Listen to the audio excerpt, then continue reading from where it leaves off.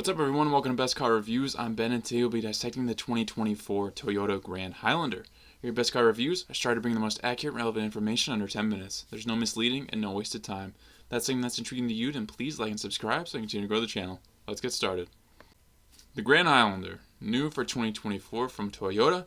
It's their supersized version of their very tried and true popular Highlander. For many years, obviously been a big seller for them. Very popular, always been a great design.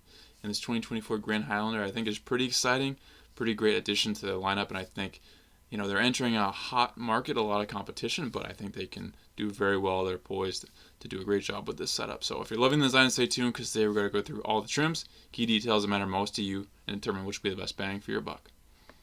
All photos and information in today's video come direct from Toyota. Let's dive in. There will be 7 different trims available on this Grand Highlander in 2024. We have the XLE, Hybrid XLE Limited, Hybrid Limited Platinum, Hybrid Max Limited, and Hybrid Max Platinum. That XLE base model will start you off just over $43K, and that highest Hybrid Max Platinum trim will round you out just under $60K. So you're looking at a price differentiation across these 7 trims at about $16,000, give or take. $15,000 and a little change. So a lot of options here to pick from across that price range. So hopefully there's one that you love, you can afford, and be pretty happy with your Grand Highlander. Engine options. It's a little confusing here, but this chart lays it out well. You have a few different trims that offer the 2.4 liter turbocharged 4-cylinder. That'll give you 265 horsepower, 310 pound-feet of torque. The other option, 2.5 liter 4-cylinder hybrid with 245 horsepower, 175 pound-feet of torque. And if you opt for those top 2 trims, you're going to get the 2.4 liter turbocharged 4-cylinder hybrid max powertrain, 362 horsepower. So 3 different options here, all giving you different outputs, different feels, all up for your trim that you're getting. So I wouldn't really base the trim you get around the engine if you're looking for that hybrid max, or else if you're prepared to shell out that much money, go for it. But definitely those bottom trims. If you're looking for the hybrid, you got a few options there, or the regular gas engine. So definitely good there to have your options. Transmission, 8-speed auto, or an eCVT when it comes to those basic gas engine or the first hybrid. If you opt for that max hybrid, you get a 6-speed automatic transmission. Drivetrain, front-wheel drive will be standard on those base 3 trims. All-wheel drive is an option, and you get all-wheel drive standard on the rest of them. MPGs, as you can see there, they all are pretty good. The lowest one is going to be that Platinum at 20 City, 26 Highway. Alright guys, let's look at the pictures of this Grand Highlander released by Toyota while we talk about the key features. I have mixed opinions about the design on this Grand Highlander. I think it totally works in terms of looking like a large Highlander, but I don't think it's modern enough for my taste at this point in time. I think it's a long, round shape, and it makes it stand out in a bad way compared to the Durango or the Grand Wagoneer. Boxy is in right now, and I'm not quite on board with the shape and features, but maybe I'll get there. Let me know what you guys think. Looking across these trims, you can see the really only difference in them, appearance-wise, is wheel designs, as well as some grille differences. But if I'm buying a top trim, especially one that's 7 trims higher than a base, I want it to be much cooler than that base, and the Grand Highlander isn't really achieving that in my eyes. Similar, you could argue that with kind of Dodge's lineup.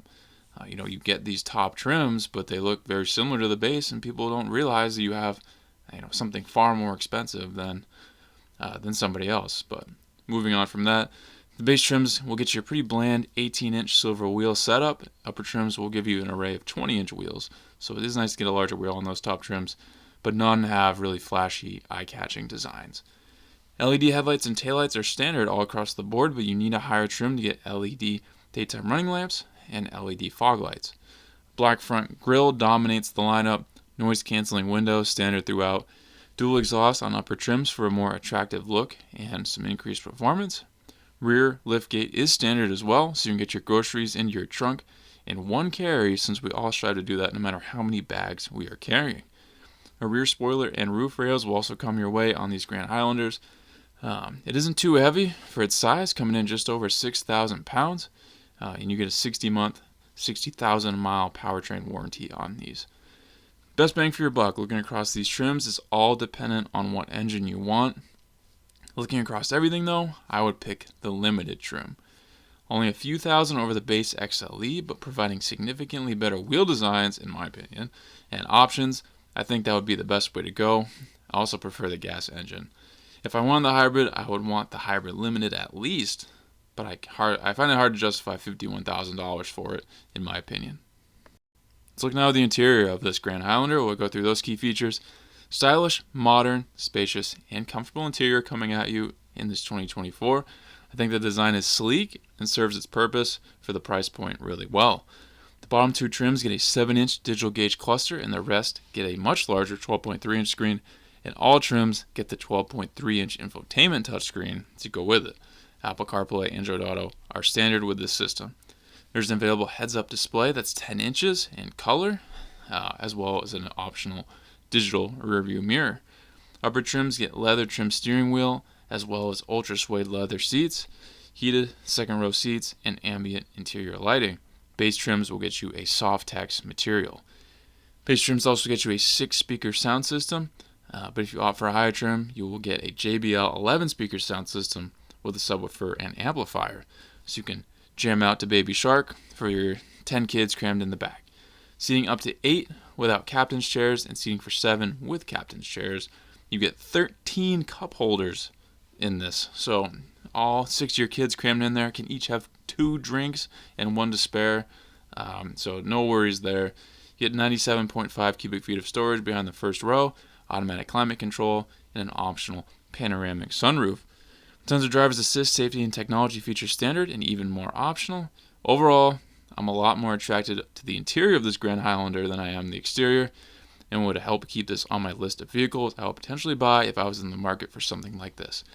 Obviously, you spend more time inside your car than outside looking at it. And the purpose of this is for space, comfort. This is a family vehicle. Most families aren't looking for the super sporty looking vehicle to haul their family around, unless you're really into the Durango Hellcat, which I can't blame you there. In review, guys, I know I was a little harsh when it comes to the design of this and what Toyota has done with their trim levels and making them, increasingly get more attractive, but in the end, I really do like this Grand Highlander. I think, like I said, it's a great addition to their lineup.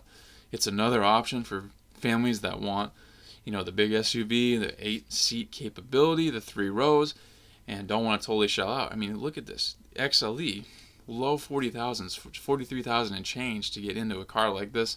I think that's pretty great. You're not really seeing that really anywhere else. Yes, you're getting pretty bland looks. The exterior is not that thrilling, but you do get the big screen. Soft text is still comfortable. You're not going to buy something that's a piece of crap for $43,000. So despite it not being as nice as the top trim, you can still get into a car with this capability for a pretty affordable price.